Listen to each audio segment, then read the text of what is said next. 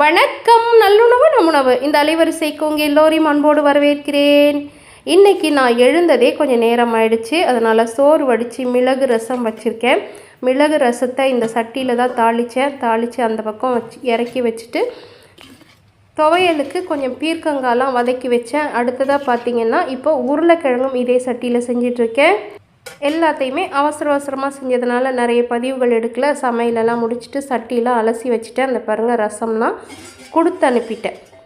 இதுக்கப்புறம் எனக்கு காலை உணவு எனக்கு இல்லை, எல்லாருக்குமே இதுதான் இன்றைக்கி காலை உணவு.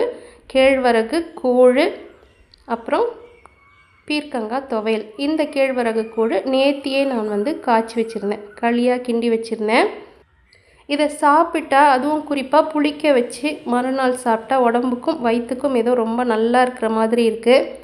ஏனோ தெரியல, இந்த ஷார்ட்ஸ் போடுறேன் இல்லைங்களா, இதில் நிறைய பார்வைகள் கிடச்சிது. இப்போ இந்த தமிழ் பற்றின பதிவு போட ஆரம்பித்ததுலேருந்து அது ரொம்பவுமே குறைஞ்சி போச்சு. ஏன் அப்படிங்கிறது எனக்கு புரியல. இருந்தாலும் இன்றைக்கி நான் உங்கள்கிட்ட ஒரு கேள்வி கேட்குறேன். கண்டம்னு நம்ம ஒரு சொல் பயன்படுத்துகிறோம் இல்லைங்களா, இந்த சொல்லுக்கான பொருள் என்ன, எப்படிலாம் நம்ம பயன்படுத்துகிறோம் அப்படிங்கிறத இந்த பதிவுக்கு கீழே கருத்தில் போடுங்க. நாளைக்கு அதை பற்றி பேசலாம். நன்றி.